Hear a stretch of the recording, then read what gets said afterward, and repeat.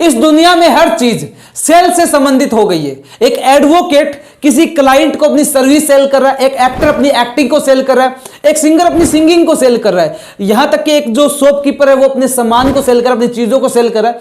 हर कोई इनडायरेक्टली या directly sales जरूर कर रहा है। तो कैसे एक सेल्स को इंप्रूव किया जाता है? हर कोई एक बेहतरीन सेल्समैन के रूप में काम करना चाहता है, हर कोई चाहता है कि अपनी सेल्स को ग्रोथ किया जा सके। देखिए कैसे 10 रुपए की खरीदारी करने वाले को 10 लाख का सामान बेचा जाता है। आज इस वीडियो के माध्यम से आपको बताऊंगा। आपको अमाउंट ज्यादा लग रहा होगा कि 10 रुपए की खरीदारी करने वाला 10 लाख का सामान कैसे खरीद सकता है? एब्सोल्युटली एक ऐसा संभव है, ऐसा पॉसिबल है। आज इस वीडियो के माध्यम से एक ऐसी स्टोरी भी आपके साथ में शेयर करूंगा और कुछ स्ट्रेटजीज आपको बताऊंगा जिसके माध्यम से 10 रुपए की खरीदारी करने वाले व्यक्ति को 10 लाख का सामान भी बेचा जा सकता है। ऐसा भी संभव है। सो हेलो नमस्कार, मैं Mukesh Saini, motivational speaker, business author, trainer, life coach. Welcome to this video. Punjab के एक छोटे से शहर में सतपाल सिंह नाम का एक सेल्समैन था जो किसी एक छोटे से शोरूम में काम करता था। हालांकि वो सेल्स में बहुत अच्छा था, बहुत बेहतरीन था, लेकिन उसकी सैलरी बहुत कम थी। वो वहां का सबसे अच्छा सेल्समैन था। फिर उसने डिसीजन लिया कि क्यों ना अमेरिका जाकर के उसका जो रिलेटिव वहां पे था उसके पास वहां रह करके काम किया जाए, वहां किसी अच्छे से अच्छे शोरूम में काम किया जाए। फिर वो अमेरिका जाता है और अमेरिका जा करके जॉब सर्च करता है। जॉब सर्च की तलाश में वो एक बड़े से शोरूम में पहुंच जाता है और बड़े से शोरूम में जाकर के वहां के मैनेजर से मिलता है। मैनेजर से मिलने के बाद मैनेजर ने जवाब दिया कि हमें वैसे तो किसी सेल्समैन की कोई खास जरूरत है नहीं, लेकिन तुम आए हो तो क्या तुम्हारे पास कोई डिग्री है? सतपाल सिंह ने कहा कि मेरे पास कोई डिग्री तो नहीं है, लेकिन मैं सेल्स बहुत बेहतरीन कर सकता हूं, मैं सेल्स बहुत अच्छी करता हूं, मैं अपने शहर का सबसे बेहतरीन सेल्समैन हूं। तब उनका जो कम्युनिकेशन होता है, बातचीत होता है। फिर मैनेजर ने डिसाइड किया कि तुम्हें 2 दिन का ट्रायल दिया जाएगा, 2 दिन के ट्रायल पे तुम्हें बुलाया जाएगा, लेकिन शर्त यह है कि हम पहले दिन आपको पूरा शोरूम आपको दिखा दिया जाएगा, सब कुछ बता दिया जाएगा, समझा दिया जाएगा, और दूसरे दिन आपको सेल्स करनी है। अगर आप हमारे जितने भी पुराने सेल्समैन हैं उनसे ज्यादा सेल कर पाए तब तो आपको जॉब मिलेगी, वरना हम आपको जॉब नहीं दे पाएंगे। यह शर्त रखी गई। हुआ भी वैसा ही। पहले दिन सतपाल सिंह को सारा शोरूम समझा दिया गया, सब कुछ बता दिया गया। दूसरे दिन सेल्स करने के लिए एक काउंटर दिया गया। अब होता ऐसा है कि उस टाइम पे शाम को जितने भी एम्प्लॉइज हैं उन सबसे मैनेजर कम्युनिकेशन करता है, पूछता है किसने कितने की सेल की, कितने कस्टमर्स को अटेंड किया, कितने क्लाइंट्स आए। उस टाइम पे सबसे पूछा गया, मैनेजर आता है शाम को, पूछता है कि किसने कितने क्लाइंट्स को अटेंड किया, कितने कस्टमर्स आए, कितने की सेल्स की। तभी किसी ने कहा कि मैंने 10 कस्टमर्स को अटेंड किया, $10,000 की सेल की। किसी ने कहा मैंने 20 कस्टमर को अटेंड किया, किसी ने कहा मैंने 25 को अटेंड किया, 30 को अटेंड किया, 40 को अटेंड किया। आखिर में बारी आती है सतपाल सिंह की। मैनेजर ने पूछा तुमने कितने कस्टमर को अटेंड किया और कितने की सेल्स की? मैनेजर ने जब पूछा तो सतपाल सिंह ने जवाब दिया कि मैंने पूरे दिन में 1 कस्टमर को अटेंड किया। सभी लोग हंसने लगे, जितने भी वहां पे सेल्समैन थे, मैनेजर थे, सब हंसने लगे कि सिर्फ 1 कस्टमर को अटेंड किया। अच्छा ठीक है, कितने की सेल्स हुई? सतपाल सिंह ने कहा $1 लाख की मैंने सेल की। 1 कस्टमर को अटेंड किया, $1 लाख की सेल। सब हैरान हो गए थे। मैनेजर ने पूछा कि आखिर वो ऐसा खरीदने क्या आया था जो तुमने $1 लाख की सेल कर दी? तब सतपाल सिंह ने कहा कि वो खरीदने तो कुछ खास नहीं आया था, वो तो सिर्फ एक मछली पकड़ने का कांटा लेने आया था। मैनेजर ने कहा कि मछली पकड़ने का जो कांटा है उसका प्राइस तो ज्यादा से ज्यादा $1 होगा, 1 लाख की सेल कैसे की? तब सतपाल सिंह ने बताया कि मैंने बातों ही बातों में, जैसे ही वो मछली पकड़ने का कांटा ले रहा था, हमारी बातचीत शुरू हुई तो मैंने उससे ये जाना कि वो एक बहुत बड़ा बिजनेसमैन है, वो किसी तरीके का बिजनेस करता है, बिजनेसमैन है। और जो मैं उसको मछली पकड़ने का कांटा दे रहा था तभी हमारी बातचीत चल रही थी, और बातों ही बातों में पता चला कि वो बिजनेसमैन नदी पर अपनी जो छुट्टियों का टाइम है वो स्पेंड करने के लिए जा रहा है।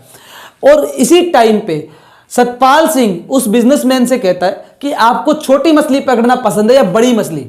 उस बिजनेसमैन ने कहा बड़ी। तब सतपाल सिंह ने कहा कि जो आपकी मशीन और जो धागा है मछली पकड़ने का वो पुराना हो चुका है, अगर आप इसमें मछली पकड़ेंगे तो ये जो धागा है वो टूट सकता है, बड़ी मछली के वेट से टूट जाएगा। तो बेहतर ये होगा कि आप बड़ी मछली को पकड़ने के लिए आप नई मशीन और नया धागा ले लीजिए। ये कहते ही बिजनेसमैन ने नई मशीन खरीद ली और नया धागा खरीद लिया। फिर सतपाल सिंह ने उस बिजनेसमैन से कहा कि आप बड़ी मछली पकड़ना चाहते हैं, बड़ी मछली किनारे पर तो नहीं होती है, वो नदी के बीचों बीच मिलेगी। तो नदी के बीचों बीच जाने के लिए आपके पास में बोट तो होगी। तो बिजनेसमैन ने कहा नहीं, मेरे पास बोट नहीं है। यह कहकर सतपाल सिंह ने उसे बोट सेल की। अब फिर सतपाल सिंह ने कहा कि इस बोट को ले जाने के लिए, नदी तक ले जाने के लिए आपके पास जिप्सी है ना? उसने कहा नहीं, मेरे पास कार है। तब सतपाल सिंह ने कहा कि नदी के किनारे दलदली जमीन होती है, मतलब कि जो आप बोट को जिप्सी के थ्रू ले जाएंगे तो आप ले जा सकते हैं, और जिप्सी के थ्रू बोट को वहां तक ले जाने में, और वहां पे जिप्सी के थ्रू जब आप जाएंगे और बोट का आनंद लेंगे तो आनंद ही कुछ और होगा। इस तरीके से बातचीत की और वो मान गया, उसने जिप्सी खरीद ली। और इसी के साथ सतपाल सिंह ने पूछा कि आप वहां पे 1 हफ्ते के लिए जा रहे हैं, 1 महीने के लिए जा रहे हैं, कितने टाइम के लिए जा रहे हैं? तब उसने कहा कि मैं वहां पे 10 दिन के लिए जा रहा हूं। फिर बिजनेसमैन से सतपाल सिंह ने कहा कि आपको वहां पे मच्छर भी होंगे, वहां पे जीव जंतु भी होंगे, इसलिए आपको वहां पे वेपन्स की जरूरत पड़ेगी, कुछ मच्छरों को मारने के लिए भी जो मेडिसिन होती है, पॉइजन होता है, उसकी जरूरत पड़ेगी। तो ये कहकर उसको मच्छर मारने का और वेपन्स भी सेल कर दी, यहां तक कि उसको खाने पीने का सामान, कई कपड़े सेल कर दिए। वहां जितने भी लोग ये सब सुन रहे थे सब हक्के बक्के रह गए, सब हैरान हो गए कि $1 का सामान खरीदने वाले आदमी को $1,00,000 का सामान कैसे बेच दिया इस इंसान ने? इतना सब कैसे इसने कम्युनिकेट किया होगा, कैसे इतना सब उसने जाना, कैसे बिजनेसमैन के साथ कम्युनिकेशन किया? ध्यान दीजिए, $1 के सामान लेने वाले व्यक्ति को $1,00,000 का सामान। और उसके बाद मैनेजर ने सतपाल सिंह की जॉब पक्की हो चुकी थी, वो एक बहुत अच्छे लेवल का सेल्समैन था, इसलिए उसको जॉब भी बड़े लेवल पे मिली। यहां पे सतपाल सिंह की कहानी से, जो स्टोरी से मैं आपको सेल्स के लर्निंग्स देना चाहता हूं। Number 1, ACM, analysis customers mind. Satpal Singh ने यही तो किया था इस कहानी में। स्टार्टिंग में जब मैंने आपको बताया था तो उसने कस्टमर से कम्युनिकेशन किया था, उसने जानने की कोशिश की कि एक्चुअल उसके माइंड में क्या है। देखिए आज जमाना बदल चुका है। आज अगर कोई कस्टमर आपके पास में आता है तो पहले अपने माइंड में सब कुछ सोच करके आता है कि उसे खरीदना क्या है। यहां तक कि कुछ लोग लिस्ट बना करके लेके आते हैं कि उन्हें सामान ही क्या खरीदना है। अब कैसे आप सेल करोगे? कस्टमर के माइंड को जानना होगा कि कस्टमर के माइंड में है क्या, वो चाहता क्या है। आज के टाइम में आप कोई भी प्रोडक्ट किसी को चिपका नहीं सकते हो, कुछ भी थोप नहीं सकते, कोई भी प्रोडक्ट आप जबरदस्ती नहीं दे सकते हो किसी भी कस्टमर को कि आप ये ले लो, ये ले लो, ये ले लो, आप दिखा करके आप अपना टाइम वेस्ट करो, कस्टमर का टाइम भी वेस्ट करो। दोनों ही चीजें यहां पे वेस्ट हो रही है। एग्जैक्टली अगर आपको पहले ही कस्टमर का माइंड पता चल जाता है कि उसका माइंड है क्या, वो क्या चीज अपने माइंड में सोच करके है, उसको लेना क्या है, अगर वो समझ में आपको आ गया, माइंड को जान लिया, कस्टमर के माइंड को जानने के लिए उसको थोड़ा बोलने दीजिए। स्टार्टिंग में इस तरीके से कम्युनिकेशन कीजिए जिससे कस्टमर आपसे जो रिक्वायर्ड लेकर के आए, जो रिक्वायरमेंट है, वो रिक्वायरमेंट आपको बता पाए। और जैसे ही कस्टमर आपको अपनी रिक्वायरमेंट बताता है, या जैसे ही आप ये जान जाते हो कि हाँ इसके माइंड में ये, अब इसको ये खरीदना है, तो आप जो भी प्रोडक्ट सेल करना चाहते हो वो प्रोडक्ट उससे रिलेटेड होना चाहिए जो वो चाहता है। और अगर वो उससे रिलेटेड नहीं है तो किसी तरीके से आपको उससे रिलेट करवाना होगा। अगर आप उससे रिलेटेड है या रिलेट करवा देते हो तो आप उसको प्रोडक्ट को इजीली सेल कर सकते हो। चाहे कितने ही प्रोडक्ट सेल करने हो, प्रोडक्ट सेल करना है तो कस्टमर को रिलेट करवाना, उसको महसूस करवाना होगा कि वो उसकी जरूरत है। और ये तभी करवा पाओगे जब उसके माइंड को जानते हो। अगर आप उसके माइंड को नहीं जान पाए, कस्टमर चाहता क्या है, आप उसको दिखा कुछ रहे हो, तरह तरह की चीजें दिखा रहे हो, तरह तरह के कपड़े दिखा रहे हो, कुछ भी दिखा रहे हो अपनी शॉप के अंदर, लेकिन एग्जैक्टली वो लेना ही नहीं चाहता, उसकी जरूरत वो चीज है ही नहीं, वो चाहता कुछ और, आप कुछ और दिखा रहे हो, आप अपना टाइम वेस्ट कर रहे हो।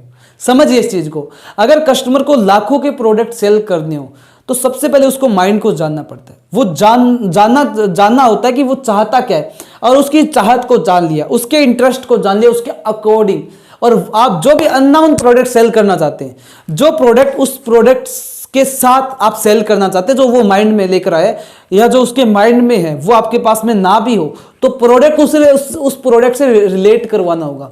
आप रिलेट करवा करके प्रोडक्ट को बहुत बेहतरीन तरीके से सेल कर सकते हो। देखिए आज के टाइम में कस्टमर को आपको महसूस करवाना होता है। सतपाल सिंह ने यही चीज की थी कि उसने ये नहीं कहा कि आप ये प्रोडक्ट भी लेके जाओ, ये भी लेके जाओ, ये भी लेके जाओ। उसने यही कहा कि ये प्रोडक्ट आपके प्रोडक्ट से रिलेटेड है। आप जो मशीन ले रहे हो, कांटा ले रहे हो, उसके साथ में आपको बोट लेनी चाहिए, आपको जिप्सी लेनी चाहिए। आप उसको सजेस्ट किया, उसको फील करवाया कि उसकी जरूरत है, फील करवाना है। फिर फील करवाने के लिए उसके माइंड को जानना है, माइंड को आप जान गए तो आप इजीली उसको सेल कर पाओगे अपने प्रोडक्ट। एग्जाम्पल के रूप में मैंने एक बार एक मेडिकल के ऊपर देखा कि उसके पास में, मेडिकल वाले के पास में एक कस्टमर आता है और कस्टमर कुछ मेडिसिन लेने के लिए आता है और तभी वो जो मेडिकल वाला पर्सन है वो उसको एक टी सजेस्ट करता है कि ये जो चाय पत्ती है, अगर आपके घर में चाय पत्ती खत्म हो गई या चाय पत्ती आप लेंगे तो ये चाय पत्ती बहुत बेस्ट है, आप खरीद लीजिए। आपके घर में चाय पत्ती अगर खत्म हो गई या चाय पत्ती, इस तरीके से उसने कम्युनिकेशन किया था, मतलब उसको बता रहा था कि आपके घर में चाय पत्ती नहीं है तो आप चाय पत्ती लेकर के जाइए। उसने कहा चाय पत्ती तो हमारे घर में ऑलरेडी है, टी हमारे घर में ऑलरेडी बनती है, हम चाय पत्ती वो यूज करते हैं, दूसरी यूज करते हैं, हम वही घर में लेकर के जाते हैं। ध्यान दीजिएगा, उसका जो बताने का सजेस्टिंग का तरीका था वो गलत था। मैं बात कर रहा हूं पहले माइंड को जानना है, फिर एसआरपी को फॉलो करना है। कस्टमर के साथ जो सजेस्टिंग करनी है, सजेस्टिंग किस तरीके से करनी है समझिए। उसने कहा कि आपके घर में चाय पत्ती कौन सी यूज करते हो, चाय पत्ती आपके घर में है या नहीं है, या आपको लेनी है तो आप ले सकते हो। लेकिन कस्टमर लेने क्या आया था, मेडिकल पे कस्टमर मेडिसिन लेने आता, लेकिन वो मेडिसिन के साथ में एक टी भी सेल करता था। ये उसकी क्वालिटी थी या इसका साइड बिजनेस कह सकते हैं, वो साइड बिजनेस करता था, मेडिकल पे चाय पत्ती भी सेल करता था। लेकिन अगर वो सही तरीके से सजेस्ट करता, उसको पहले माइंड को जानता, कस्टमर के माइंड को जानता कि मेडिकल पे अगर कोई मेडिसिन लेने आया है तो आपको दूसरा प्रोडक्ट सेल करना है, तो उस प्रोडक्ट को उस प्रोडक्ट से रिलेटेड करवाना होगा, रिलेट करवाना होगा। अगर वो ये कहता कि हमारे पास एक ऐसी टी है जो आपकी हेल्थ के लिए बहुत अच्छी, आपकी हेल्थ को अच्छा कर सकती है, तो वो उस प्रोडक्ट को 100% जरूर खरीदता। लेकिन उसने कहा कि आपके घर पे चाय पत्ती है या नहीं है, आप कौन सी चाय पत्ती यूज करते हो, ये चाय पत्ती लेकर के जाइए, यानी चाय पत्ती को सेल करा था, जबकि वो लेने तो मेडिसिन आया, तो उस प्रोडक्ट को उस प्रोडक्ट से रिलेट नहीं करवा पाया। समझ पा रहे होंगे, सतपाल सिंह ने यही किया था, आपको भी यही करना है। अगर प्रोडक्ट को सेल करना है, प्रोडक्ट की ग्रोथ को बढ़ाना है, तो आपका जो प्रोडक्ट है वो सामने वाले के माइंड में जो प्रोडक्ट है उस प्रोडक्ट से रिलेट होना चाहिए।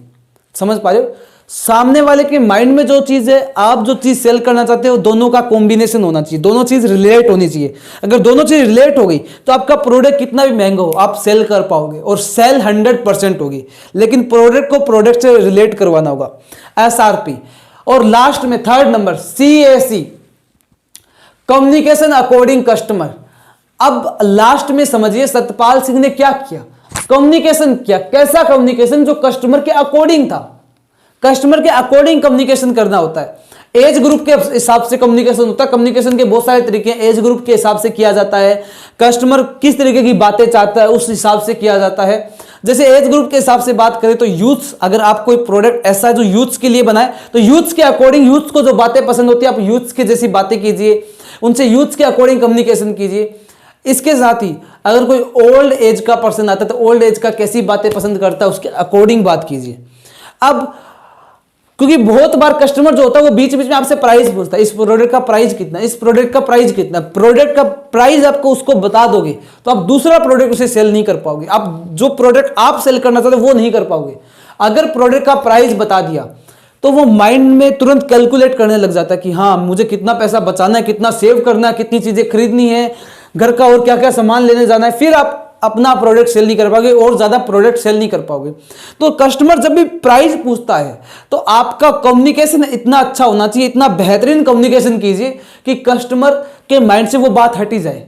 या तो वो प्राइस आपसे बार बार ना पूछे या प्राइस आपसे पूछे ना, कम्युनिकेशन इतना बेहतरीन करना है, इतना अच्छा कम्युनिकेशन करो कि कस्टमर के माइंड में प्राइस को लेकर बार बार कोई कंक्लूजन ना हो, कोई बार बार किसी तरीके की बातचीत ना हो, प्राइस में बातचीत ना हो और आप प्रोडक्ट सेल कर सकते हो। इस तरीके से आप प्रोडक्ट सेल कर पाओगे। तो कम्युनिकेशन एज ग्रुप के अकॉर्डिंग होना चाहिए, कम्युनिकेशन इस तरीके से होना चाहिए जिसमें कस्टमर आपसे बार बार प्राइस पूछ ही ना पाए या प्राइस के लिए उसको टाइम ही ना मिले।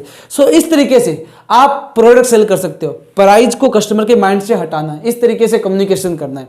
सो एसआरपी को फॉलो कर सकते हो। CAC है जिसमें कस्टमर के साथ अकॉर्डिंग टू कस्टमर आप उसके साथ में कम्युनिकेशन करते हो। एनालिसिस कस्टमर माइंड, कस्टमर के माइंड को जानना। सो इस तरीके से आप कस्टमर को जितना प्रोडक्ट चाहो उतना सेल कर सकते हो, लेकिन प्रोडक्ट को उस प्रोडक्ट से रिलेट करवाना होगा, माइंड को जानना होगा, कम्युनिकेशन करना होगा। ये कुछ स्टेप थे जो सतपाल सिंह ने फॉलो किए थे और कई गुना प्रोडक्ट सेल्स को बढ़ाया। इस तरीके से आप भी अपनी सेल्स को ग्रोथ कर सकते हो। ये पार्ट 1 था। पार्ट 2 भी मैं इस वीडियो के लास्ट में बताता हूं। पार्ट 2 भी बहुत बेहतरीन आने वाला है। पार्ट 2 हम जरूर लेकर के आएंगे। चैनल पे नए आए सब्सक्राइब करके बेल आइकन को कीजिए। ऐसे ही अपना प्यार प्रेम बनाए रखिए। और पार्ट 2 के अंदर कई सारी स्ट्रेटजीज, कई सारे फॉर्मूलाज मैं और शेयर करूंगा। ऐसे ही अपना सपोर्ट बनाए रखिए। इस वीडियो को ज्यादा से ज्यादा शेयर कीजिएगा। फिर मिलते हैं नेक्स्ट वीडियो में। तब तक के लिए आप सभी का तहे दिल से बहुत बहुत धन्यवाद।